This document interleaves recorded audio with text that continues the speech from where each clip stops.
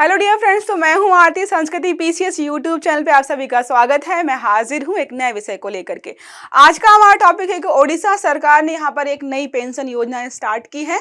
तो जो व्यक्ति आपातकालीन स्थिति में जो 1975 से 1977 के बीच चली थी, व्यक्ति वहां पर जेल गया था, उन सभी के लिए यहाँ पर पेंशन योजना स्टार्ट की है। अन्य राज्य हैं जिन्होंने भी थोड़ी सी पेंशन योजना स्टार्ट कर रखी, लेकिन यहाँ पर जो ओडिशा में स्टार्ट की जा रही है वो थोड़ी सी अन्य राज्यों से अलग है। तो हम इस पेंशन योजना को समझने का प्रयास करेंगे। आई होप आपने इमरजेंसी के बारे में ऑलरेडी पढ़ रखा होगा। 1975 से लेकर के 1977 बीच में हुई थी।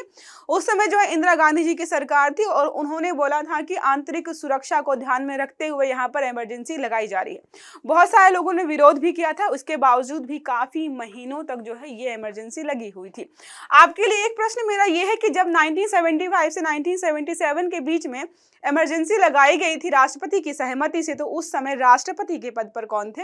आपको जो है ये नाम जो है कमेंट बॉक्स में बताना है। तो ओडिशा सरकार की आपातकाल पेंशन योजना यहाँ पे स्टार्ट हुई है। सारे बिंदुओं को हम समझने का प्रयास करेंगे कि ये क्यों स्टार्ट की गई है, इससे जो है व्यक्ति को क्या क्या यहाँ पर फायदे होने वाले हैं। तो एक मोस्ट इंपॉर्टेंट चीज है, मंथली जो है 20,000 रुपए जो है व्यक्ति को एज अ पेंशन मिलने वाला है। इसके पीछे कारण क्या है? तो अगर कोई व्यक्ति लोकतंत्र की लड़ाई लड़ रहा है कि हमें आज़ादी मिले या जो भी है, मतलब हमारे अधिकारों के लिए अगर कोई लड़ रहा है और उसको जो है सरकार कल को जेल में बंद कर दे, तो उसको मतलब बाकी लोगों को जो है थोड़ा सा वैसा डिसअपॉइंटमेंट होगी कि भाई हम सरकार से अगर लड़ेंगे लोकतंत्र के लिए या फिर जो अपनी आज़ादी के लिए, सरकार जो है जेल में बंद कर देगी और हमें कल को कोई फायदा भी नहीं होगा। इससे हमें कोई फायदा नहीं है, समाज को भी फायदा नहीं है।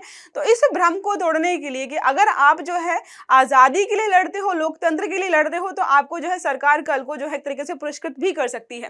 तो ओडिशा सरकार ने 1975 से 1977 के बीच आपातकाल के दौरान संघर्ष करने वाले लोगों को सम्मानित करने के लिए जो एक विशेष पेंशन योजना यहाँ पर जो है लॉन्च की है। आपको बताया ऑलरेडी मैंने, 20,000 रुपए मासिक पेंशन मिलने वाली है यहाँ पर, और साथ में जो है मुफ्त सुविधाएं भी मिलेंगे स्वास्थ्य संबंधी।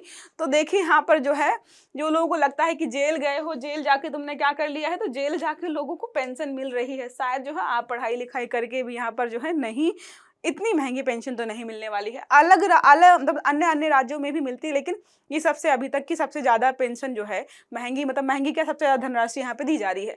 पेंशन पाने के लिए जेल में बिताए गए समय की अवधि मायने नहीं रखती है। मोस्ट इंपॉर्टेंट चीज है कि यहाँ पर जो है आप एक दिन जो है जेल में रह के आए हो, 1 महीने रह के आए हो, 1 साल रह के आए हो, उससे यहाँ पर कोई मतलब नहीं। बस आप जेल गए थे उस दौरान और आप बाहर आए हो, आपको पेंशन मिलेगी। कई राज्य ऐसे हैं जहां पर है कि 1 महीने गए हो तो 10,000 मिलेंगे, 1 महीने से ज्यादा रहे हो तो 20,000 मिलेंगे। ऐसे अलग अलग राज्यों में योजनाएं कुछ इस प्रकार की हैं। अब बात करें यहाँ पर मेडिकल सुविधाएं क्या क्या मिलने वाली, तो लाभार्थी और उनके परिवार के मेडिकल खर्चों की पूरी जिम्मेदारी जो है राज्य सरकार उठाएगी। यह सुविधा सभी सरकारी अस्पतालों में उपलब्ध होगी। तो प्राइवेट अस्पताल नहीं, सिर्फ जो है सरकारी अस्पतालों में ही मिलने वाली है। पेंशन और मेडिकल लाभ जो है 1 जनवरी 2025 तक जीवित और पात्र व्यक्तियों को दिए जाएंगे।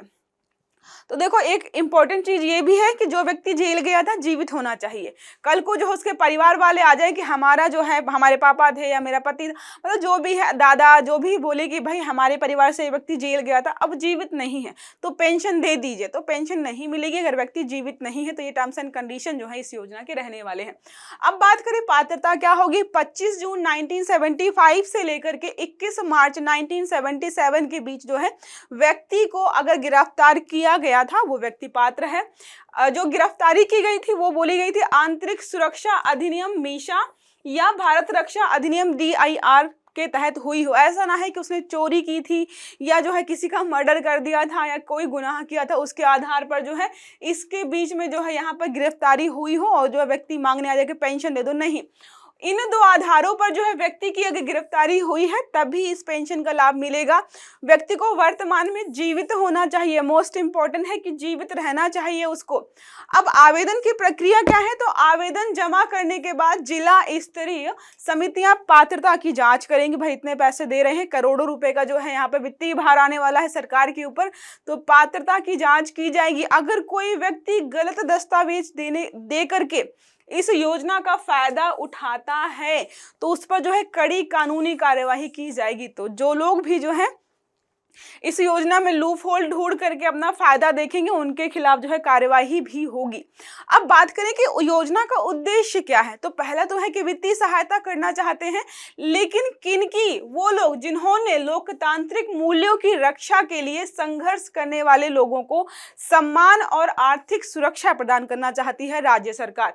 उनके स्वास्थ्य संबंधी जरूरतों को भी पूरा करना चाहती है कौन? राज्य सरकार। तो जो लोकतांत्रिक मूल्यों के लिए लड़ाई की है जिन्होंने, उनको यहाँ पर जो है सहायता प्रदान कर रही है हमारी कौन सी? राज्य सरकार ओडिशा की। अब बात करें अन्य राज्यों में क्या क्या प्रावधान है, तो मैंने आपको बताया यहाँ पर एक चीज ये है कि आप कितने दिन महीने जेल पे रहे हो इससे कोई फर्क नहीं पड़ता है। देखिए लिखा, ओडिशा ने सभी पात्र व्यक्तियों के लिए एक समान राशि रखी है 20,000 रुपए मासिक। अन्य राज्यों में अगर बात करें तो यहाँ पर है जितना समय व्यक्ति ने बिताया है उसके आधार पर यहाँ पर जो है पैसे दिए जाते हैं। जैसे मध्य प्रदेश में है 1 माह से कम कोई व्यक्ति जेल में रहा है तो उसको मात्र 10,000 रुपए मिलेंगे, ये हटा दीजिएगा, ठीक है। और 1 माह से अधिक अगर कोई व्यक्ति रहा है तो उसको जो है 30,000 मिलेंगे। मतलब जो है जो जितना ज्यादा जेल में टाइम बिताएगा उसको उतने ज्यादा पैसे मिलेंगे। तो मुझे लगता है कि अब तो मध्य प्रदेश में जिनको ये योजना का लाभ मिल रहा है वो लोग रिग्रेट कर रहे होंगे कि काश 1 महीने से ज्यादा रहे होते, और ओडिशा में वो लोग रिग्रेट करेंगे कि काश जो है जेल में चले गए होते उस समय, तो जो है इस योजना का लाभ हमें मिल जाता। अब बात करें लाभार्थी कौन होंगे और कितना राज्य सरकार पे खर्चा आएगा, तो ओडिशा में लगभग 300 लोग इस योजना के तहत आने वाले हैं। 8 करोड़ का जो है सालाना वित्तीय भार जो है राज्य सरकार पर जो है यहाँ पर आएगा, जिसको वो वहन करेंगी। विशेष प्रावधान क्या है, जैसा आपको बताया, लाभार्थी राष्ट्र विरोधी गतिविधियों में शामिल पाया गया या न्यायालय द्वारा दंडित हुआ तो उसको जो है लाभ यहाँ पर नहीं मिलेगा। जैसा मैंने बताया कि 2 ही आधार हैं, उसके आधार पर गिरफ्तार किया गया हो, ना कि यहाँ पर जो है कोई आपने गड़बड़ी की हो। झूठे दस्तावेज अगर आप देते हो और लाभ लेने के प्रयास करते हो तो राशि का जो पूरी राशि है उसमें 12% ब्याज लगा करके आपसे वसूला जाएगा। तो गलत तरीके से इसका जो है बेनिफिट उठाने का प्रयास नहीं करना है। अब बात कर लेते हैं इमरजेंसी की कि आपातकाल हमारे यहाँ पर कितने प्रकार का होता है। तो भारतीय संविधान में 3 प्रकार का आपातकाल है। राष्ट्रीय आपातकाल जो है अनुच्छेद जो है 352, 354, 358 और 359 है, ठीक है, ये हमारा राष्ट्रीय आपातकाल है। दूसरा है राष्ट्रपति शासन, जो आप लगातार जो है खबरों में सुनते रहते हो कि यहाँ पर राष्ट्रपति शासन लगाया गया है। जब राज्य सरकार जो है वहाँ का जो है शासन या फिर जो है सरकार ढंग से नहीं चला पाती है तो यहाँ पर जो है कई राज्यों में या कई जगहों पर जो है राष्ट्रपति शासन लगाया जाता है आर्टिकल 355 से 357 के बीच में, ठीक है। लास्ट हमारा है वित्तीय आपातकाल, आर्टिकल जो है हमारा अनुच्छेद 360। एक प्रश्न जो है आपको हाँ या ना में जवाब देना है। आर्टिकल 360 हाँ, आर्टिकल 360 ना, ये कमेंट बॉक्स में लिखना है। क्या अभी तक भारत में एक बार भी जो है वित्तीय आपातकाल लगाया गया है, ये जो है आपको कमेंट बॉक्स में बताना है। अब बात करें यहाँ पर राष्ट्रीय आपातकाल की, जो कि 1975 से 1977 के बीच में लगाया गया था। एक प्रश्न और है कि 1975 से पहले आपातकाल हमारे यहाँ पर राष्ट्रीय आपातकाल कब लगाया गया था, आपको सन जो है यहाँ पे कमेंट बॉक्स में लिखना है। उद्घोषणा के आधार पर जब ऐसा लगता है कि युद्ध है, बाह्य आक्रमण हो सकता है या सशस्त्र विद्रोह से भारत या उसके किसी भाग की सुरक्षा को खतरा हो, तो यहाँ पर राष्ट्रपति अनुच्छेद 352 द्वारा राष्ट्रीय आपातकाल की घोषणा करता है। 1975 में इसी आधार पर घोषणा की गई थी कि यहाँ पर युद्ध हो सकता है, आंतरिक सुरक्षा वाला खतरा है, लेकिन मतलब अगर माने तो बहुत सारे लोगों का मानना है कि ऐसा कुछ नहीं था। इस घोषणा के जारी होने की तिथि से 1 महीने के भीतर इसे संसद के दोनों सदनों द्वारा जो है बहुमत से अनुमोदित कर दिया जाना चाहिए, अदरवाइज नहीं लगेगा। यदि लोकसभा सत्र में नहीं है या भंग हो गई है तो नवगठित लोकसभा की पहली बैठक से 30 दिनों को भीतर जो है इसको उद्घोषित होना चाहिए, अनुमोदित भी किया जाना चाहिए। अगर दोनों सदनों की बात करें तो दोनों सदनों द्वारा अनुमोदन के बाद आपातकाल एक बार में 6 महीने का ही होता है। अब हमने देखा कि 2 साल तक लगभग यहाँ पे लगाया गया था, तो 2 साल तक कैसे, तो आप इसको बढ़ा सकते हो। इसे अनिश्चित काल तक बढ़ाया जा सकता है, लेकिन विस्तार को हर 6 माह में विशेष बहुमत द्वारा संसदीय अनुमोदन प्राप्त होना चाहिए। तो हर 6 महीने बाद विशेष बहुमत होना चाहिए, संसदीय अनुमोदन मिलना चाहिए, उसके आधार पर जो इसको बार बार जो है बढ़ाया जाता है। राष्ट्रपति किसी भी समय नई घोषणा जारी करके आपातकाल को निरस्त कर सकता है। तो इसका मतलब है कि उस समय के जो राष्ट्रपति थे वो सरकार के पक्ष में थे, क्योंकि उन्होंने इतने लंबे समय तक जो है आपातकाल को जारी रहने दिया।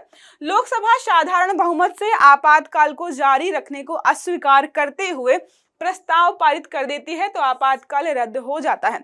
मतलब क्या है, अगर जो है आपातकाल को बढ़ाना है तो विशेष बहुमत चाहिए संसद के द्वारा, लेकिन अगर आपको आपातकाल को रद्द करना है तो संसद जो है नॉर्मल जो है बहुमत के माध्यम से जो है उसको निरस्त भी कर सकती है। तो ये रहा हमारा आज का आर्टिकल, जिसमें हमने पढ़ा कि ओडिशा सरकार ने एक जो है नई पेंशन योजना स्टार्ट की है उन व्यक्तियों के लिए जो कि 1975 से 1977 के बीच में राष्ट्रीय आपातकाल की घोषणा के दौरान जो है जेल में गए थे, लेकिन 2 आधार पर ही गिरफ्तारी हुई। तो आई होप आपको आर्टिकल सारा समझ में आ गया होगा। तो क्लास अच्छी लगी है तो लाइक जरूर करिएगा, चैनल को सब्सक्राइब भी करिएगा, बेल आइकन दबाइएगा ताकि जितने भी हमारे आर्टिकल्स हैं वो आपको समय पर मिलते रहें। अच्छे से पढ़िएगा। Have a good day. Thank you.